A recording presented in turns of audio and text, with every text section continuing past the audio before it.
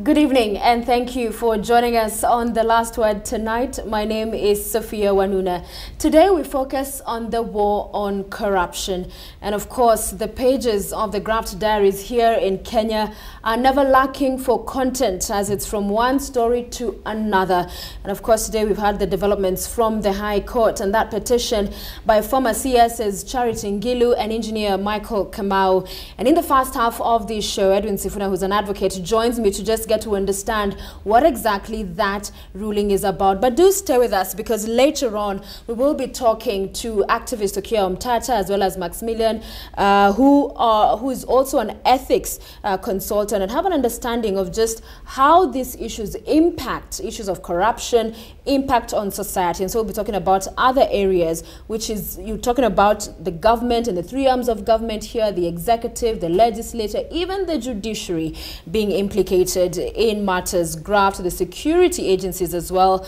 We have seen time and again the police service being ranked as the most corrupt organ in the country. So definitely these are issues that should be worrying us as a people in Kenya. So do stay with us. We'll be talking about that. And you can be part of the conversation. You can tweet me at Sophia Wanuna. The hashtag is The Last Word. Edwin, thank you so much for joining us tonight. Thank you for having me. So that judgment by the High Court, mixed feelings, because there are those who look at it as a reprieve, because there was a feeling by the finding there that the EACC was not properly constituted to then recommend prosecution of this matter. But on the other hand, the judge is saying we are not saying that the DPP cannot continue prosecuting other agencies, this particular individual. So talk to us about the understanding of this.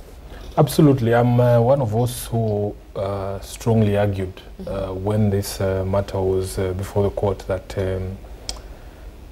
we strongly believe that the commission, when the Constitution talks of a commission, it's talking about the commissioners. And the fact that at that particular point, the commissioners were not, there were no commissioners at the EACC, then there was no commission to talk of, so that any recommendations on whatever action is to be taken regarding these corruption cases would be a nullity in law. And I'm happy that the three-judge bench was in agreement that the Secretariat is not the commission, and that in the absence of commissioners, the decisions of the commission cannot be properly taken, including the decision to forward files following an investigation to the DPP, or to make any recommendations thereon. You will also remember that under the Ethics and Economic Crimes and Anti-Corruption Act, the decisions of the commission are required to be made under the hand of the chairperson of the commission.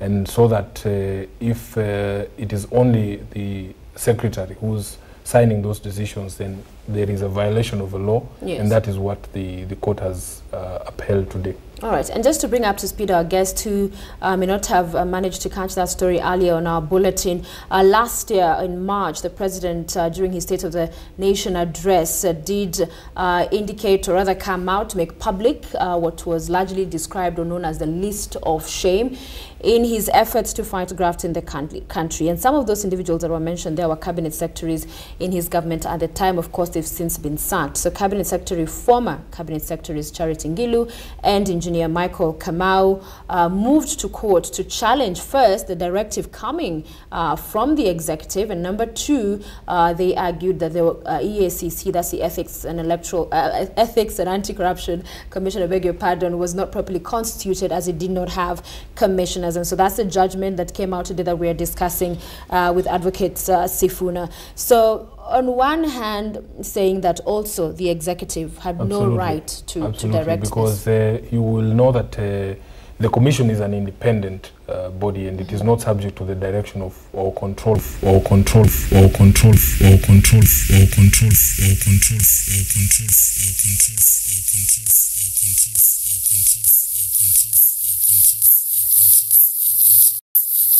was an interference with the independence of the commission, and therefore that particular act by the executive was an overreach of the powers of the president, and therefore is unconstitutional, because you cannot direct the commission on how, when, and within which time frame it conducts an investigation or concludes an investigation.